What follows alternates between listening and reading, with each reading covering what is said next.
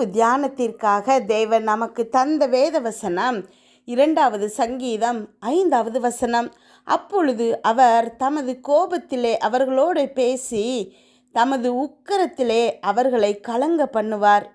கிறிஸ்துவுக்குள் பிரியமானவர்களே, இந்த வசனத்தை முதல்ல நீங்கள் வாசிக்கும்போது தேவனுடைய கோபம், உக்கிரம் அப்படிங்கிற வார்த்தைகளை நம்மளை சற்றே பயப்பட வைக்கலாம்.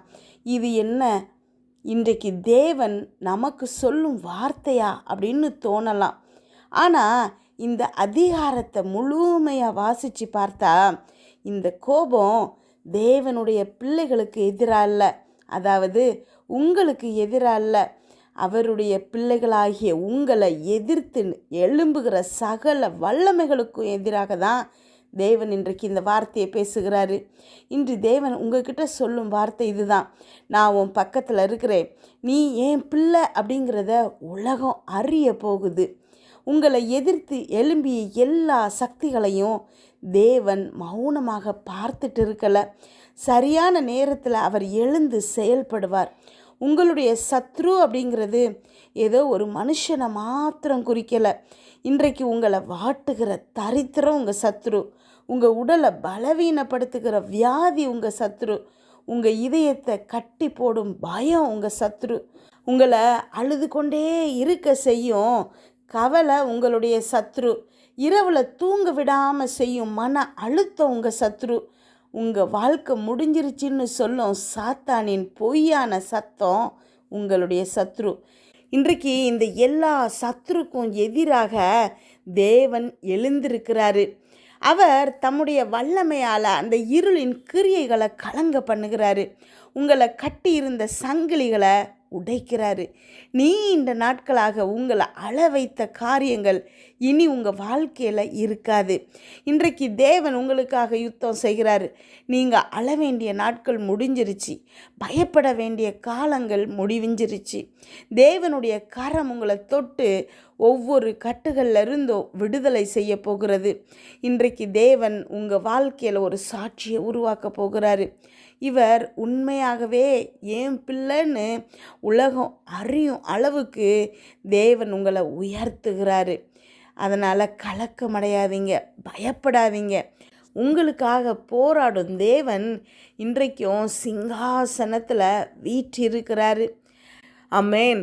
இன்றைக்கு அவருடைய கரம் உங்களுடைய தரித்திரம், வியாதி, பயம், கவலை, மன அழுத்தம், தூக்கம் இல்லாமல் இருக்கிறது ஆகிய எல்லாவற்றிலிருந்து உங்களை விடுதலை செய்து சமாதானத்தோடும் ஜெயத்தோடும் நடத்த போகிறாரு.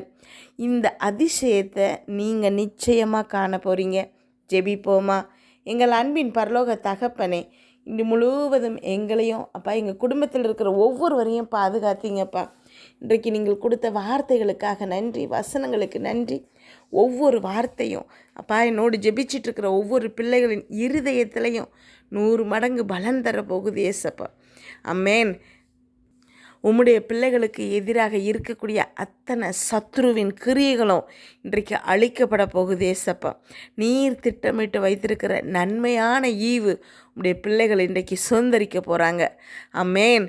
அப்பா, ஆதாம் ஏவாளை நீங்கள் ஆசீர்வதிக்கும்போது அப்பா, பழுகி பெருகுங்கள்னு சொன்னீங்க ஏசப்பா. சகலவற்றையும் கீழ்ப்படுத்துங்கள்னு சொன்னீங்கப்பா.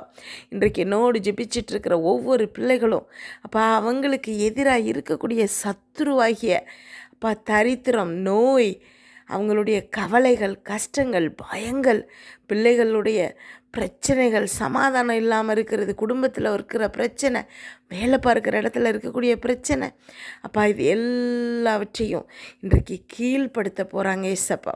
அம்மேன். அவர்களை சுற்றி இருக்கிற அத்தனை பிரச்சனைகளையும் அப்பா, இந்த பிள்ளைகள் இன்றைக்கு கீழ்ப்படுத்தி இல்லாமலாக்க போகிறாங்கப்பா. உம்முடைய கரம் இவர்களுக்கு உதவி செய்கிறதுனால இன்றைக்கு என் தேவன் உம்முடைய பிள்ளைகளை விடுதலை செய்கிறீங்க. அதற்காக உமக்கு நன்றி அப்பா. ஒவ்வொரு பிள்ளைகளோடும் நீங்கள் இருக்கிறீங்க. அம்மேன். உம்முடைய செல்ல பிள்ளைங்கிறத மற்றவங்க அறியும்படி செய்ய போகிறீங்க ஏசப்பா. நீ என் குமாரன், நீ என் குமாரத்தின்னு நீங்கள் சொல்கிறீங்க ஏசப்பா. அதற்காக நன்றி செலுத்துகிறேனப்பா. அம்மேன். இன்று கண்ட எகிப்தியனை இனி உன் வாழ்க்கையில் நீ பார்க்க மாட்டேன்னு சொல்கிறீங்க ஏசப்பா. அம்மேன். இன்றைக்கு ஏதோ ஒரு வியாதியினால் நீங்கள் கஷ்டப்பட்டுட்டு இருக்கலாம். ஆனால் தேவன் சொல்லுகிறாரு, இந்த வியாதியை இனி உங்கள் வாழ்க்கையில் நீங்கள் பார்க்க மாட்டீங்க. தேவன் அதை அவருடைய விரலினால் இன்றைக்கு உங்களை விட்டு துரத்துகிறாரு. ஆமென். உங்கள் மேலே இருக்கக்கூடிய அத்தனை விதமான பிசாசின் கிரியைகளும் இன்றைக்கு உங்களை விட்டு நீங்க போகுது. ஆமென். தேவன் உங்களுக்காக யுத்தம் செய்கிறாரு. ஹல்லேலூயா. அவர் உங்களுக்காக யுத்தம் செய்து ஜெயத்தை வாங்கி தருகிறாரு. ஆமென். ஒரு ஜெயமுள்ள வாழ்க்கையை வாழ்கிறதுக்காக அழைக்கப்பட்டிருக்கிற நீங்கள் தேவனுடைய பிள்ளைகள். ஆமென். ஹல்லேலூயா. நன்றி அப்பா, ஸ்தோத்திரம் ஏசப்பா.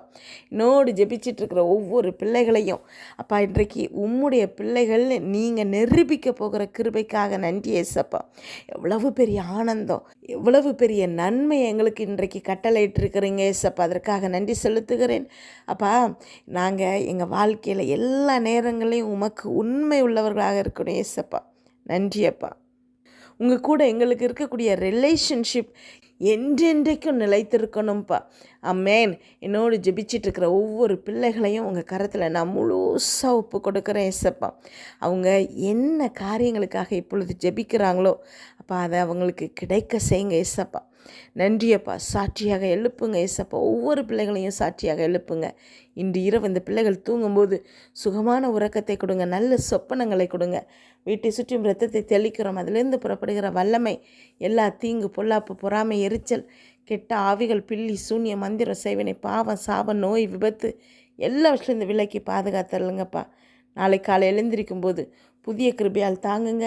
இதை கேட்டுக்கொண்டிருக்கும் ஒவ்வொரு பிள்ளைகளின் இருதயத்தையும் உடைய கிருபையினாலும் சமாதானத்தினாலும் பலப்படுத்துங்க. இயேசு கிறிஸ்துவின் மூலம் ஜெபம் கேளும் நல்ல பிதாவே. ஆமென்.